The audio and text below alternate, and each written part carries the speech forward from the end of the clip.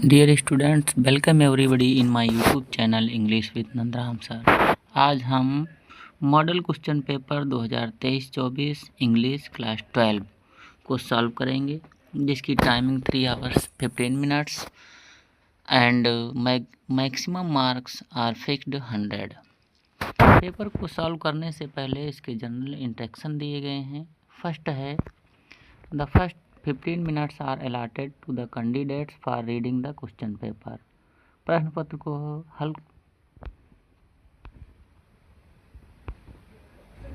पत्र को पढ़ने के लिए विद्यार्थियों को 15 मिनट दिए गए हैं। सेकंड है, ऑल क्वेश्चंस आर कंपल्सरी, सभी प्रश्न हल करना अनिवार्य है। थर्ड है, instruction, marks are indicated against questions, प्रश्नों के आगे उनके अंक दिए गए हैं। पेपर को सॉल्व करने से पहले हम आपको बता दें, इंटर की इंग्लिश का पेपर 4 सेक्शन में डिवाइड होता है। सेक्शन ए रीडिंग, इसके अंतर्गत आपको एक अनसीन पैसेज को पढ़ना होता है और उसके प्रश्नों के उत्तर देने होते हैं, जिनके लिए 15 अंक दिए जाते हैं। सेकंड पार्ट है राइटिंग।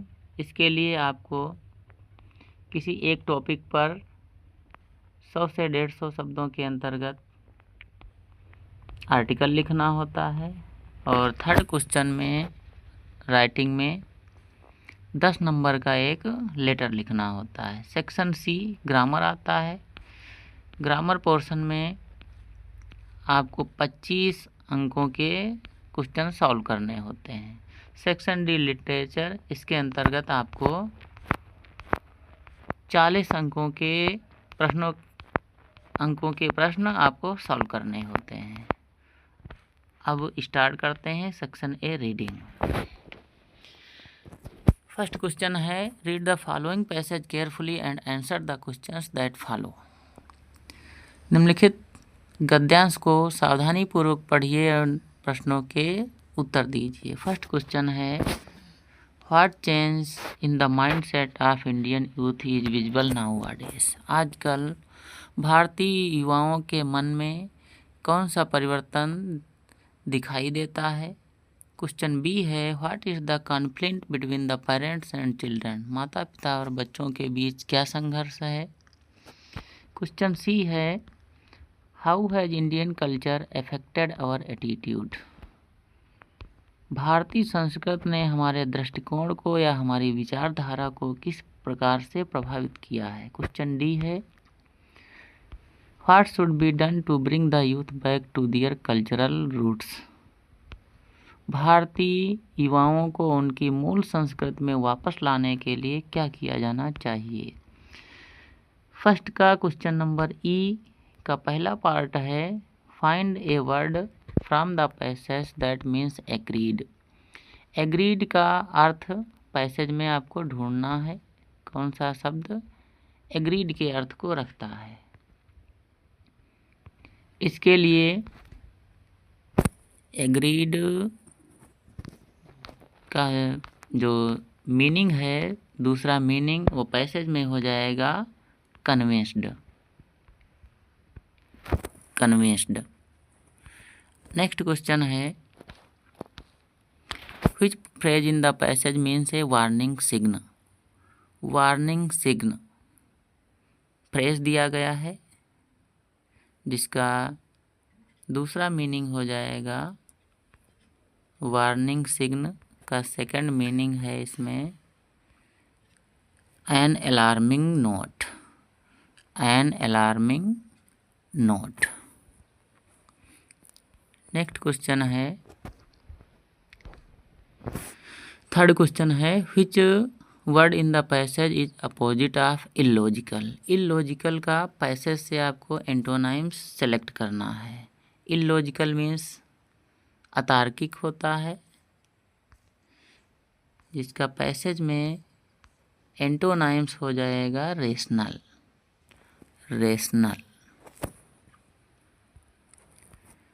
अब आपका आता है सेक्शन बी राइटिंग।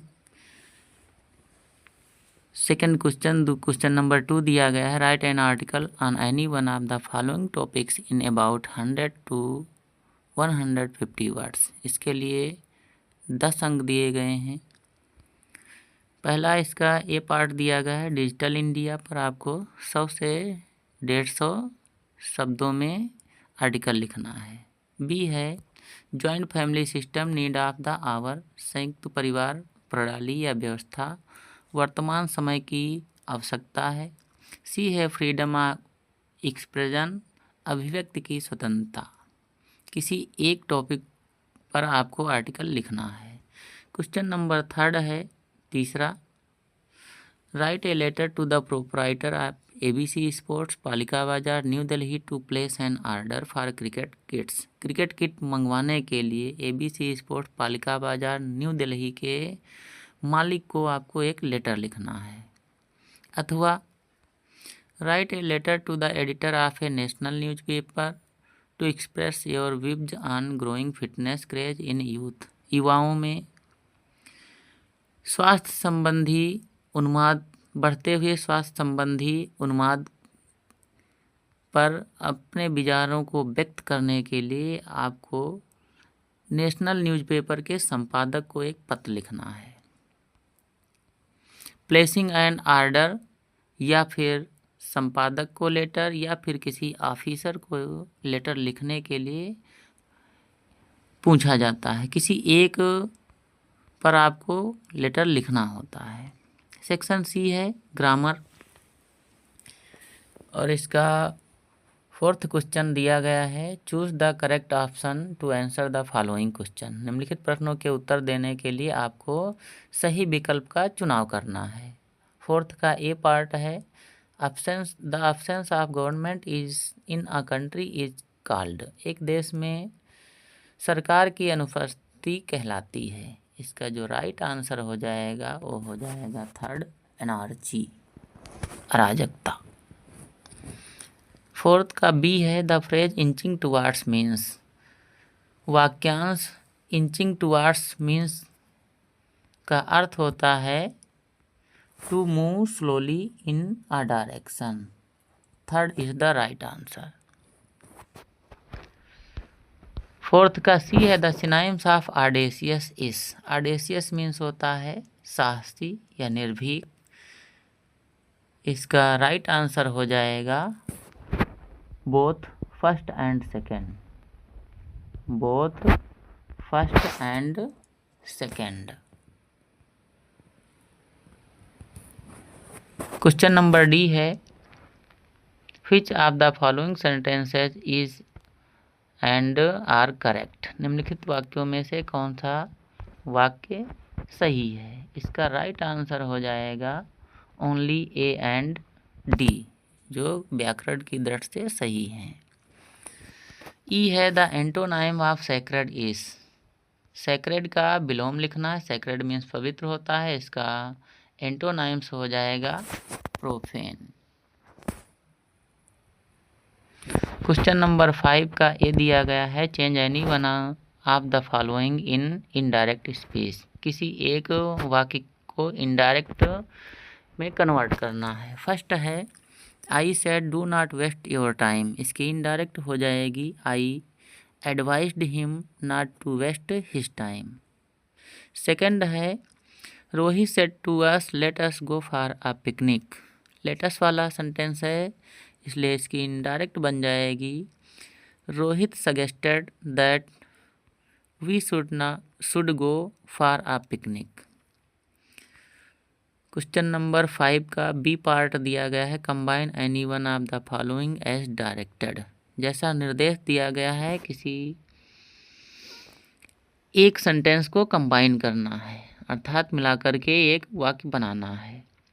फर्स्ट है, I can give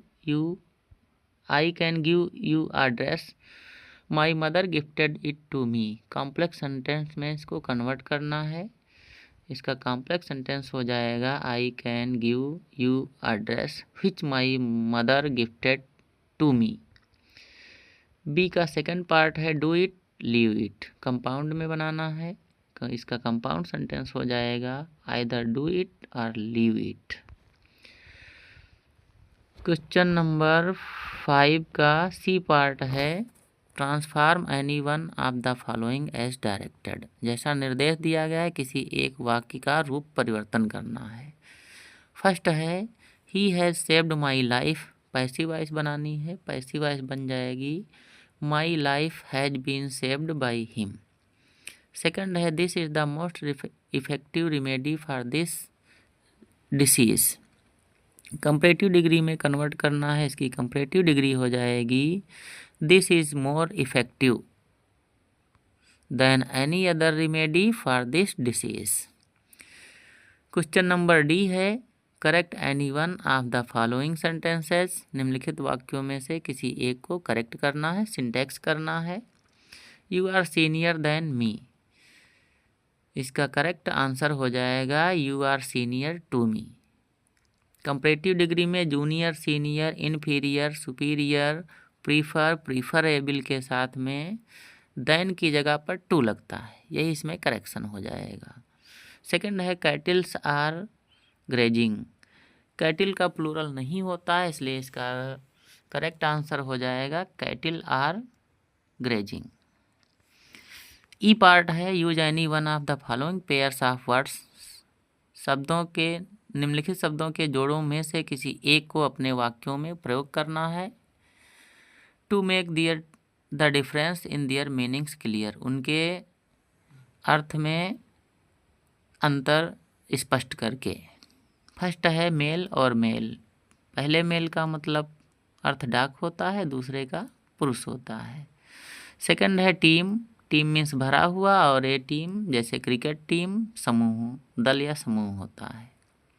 question number 6 है translate the following passage in English. इसके लिए 5 अंक दिए गए हैं। उन दिनों स्वामी विवेकानंद अमेरिका में एक महिला के यहाँ ठहरे हुए थे जहाँ वह अपना भोजन खुद बनाते थे। इसका इंग्लिश ट्रांसलेट हो जाएगा in those days Swami Vivekananda was stayed at the home of a lady where he cooked his food himself. एक दिन वह भोजन करने जा रहे थे कि कुछ भूखे बच्चे पास आकर खड़े हो गए। One day he was going to take his food that some hungry children came and stood beside him. Swami Vivekananda ने अपनी सारी रोटियां उन बच्चों में बांट दी। Swami Vivekananda distributed all his breads among those children. यह देख महिला ने उनसे पूछा, seeing it the lady asked him, आपने सारी रोटियां बच्चों को दे दी। You have given all the breads to the children, अब आप क्या खाएंगे? What will you eat now? उन्होंने मुस्कुराकर जवाब दिया। ही स्माइल्ड एंड रिप्लाइड, रोटी तो केवल भूख शांत करने वाली चीज़ है। Bread is the only thing to satisfy hunger, यह मेरे पेट में नहीं तो उनके पेट में सही। It is either suitable in my stomach और दियर स्टमच, देने का आनंद पाने के आनंद से बढ़कर है। The pleaser of giving is greater than receiving. अब आपका लास्ट सेक्शन आता है डी, लिटरेचर। लिटरेचर के अंतर्गत प्रोज, इंग्लिश प्रोज से आपको 4 नंबर के 2 शॉर्ट आंसर सॉल्व करने होते हैं और 7 नंबर का एक लॉन्ग आंसर। शॉर्ट आंसर दिए गए हैं क्वेश्चन नंबर 7 के अंतर्गत। Answer the following questions in about 40 words each. लगभग 40 शब्दों में किन्हीं 2 प्रश्नों के उत्तर आपको लिखने हैं। ए है who are inhabitants of Seemapuri, Seemapuri के निवासी कौन हैं? What do they do for their survival, वह अपने अस्तित्व या अपनी रोजी रोटी के लिए या जीवन के लिए क्या करते हैं? अथवा दिया गया है हु आज राजकुमार शुक्ला, राजकुमार शुक्ला कौन थे? What did he do to bring Gandhi ji to Champaran, Gandhi ji को चंपारण लाने के लिए उसने क्या किया? बी पार्ट है why did mister Hamel blame parents and himself for not paying proper attention the study of French, French भाषा को पढ़ाने के लिए ठीक प्रकार से ध्यान न देने का आरोप मिस्टर हैमेल ने माता पिता और स्वयं पर क्यों लगाया।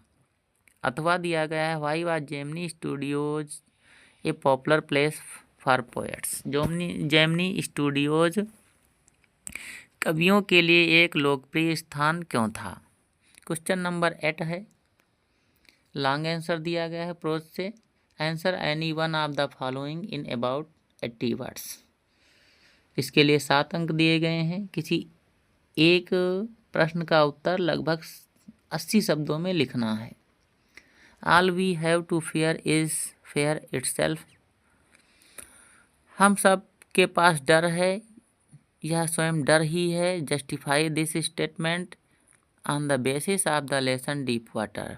पाठ डीप वाटर के आधार पर इस कथन को स्पष्ट करना है या उचित ठहराना है। बी है, Sophie was the creator of her own disappointment. Do you agree? Give reasons for your answer. Sophie अपनी स्वयं की निराशा को उत्पन्न करने वाली स्वयं थी। Do you agree? क्या आप सहमत हैं? Give reasons for your answer. अपने उत्तर के लिए कारण दीजिए। क्वेश्चन नंबर 9 है, जो आपके पोइट्री से आता है।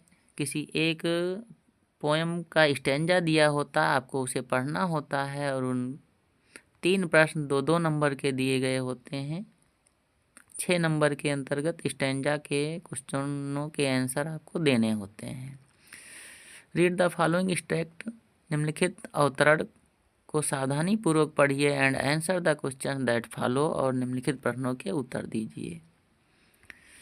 फर्स्ट क्वेश्चन है, what is fear that always pained the poetess. कौन सा डर है जिसने सदैव कवित्री को कष्ट दिया। बी है, what is the contrast between poet feelings and her words. कवित्री की भावनाओं और उसके शब्दों के बीच कौन सा अंतर है। सी है, why did poetess keep on smiling only.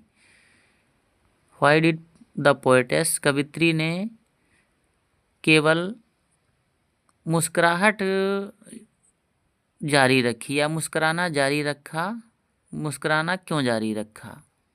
आपको स्टैंजा पढ़ना है और इन प्रश्नों के उत्तर उसी से अकॉर्डिंग टू क्वेश्चन लिखने हैं। क्वेश्चन नंबर 10 है, right the central idea of any one of the following poems.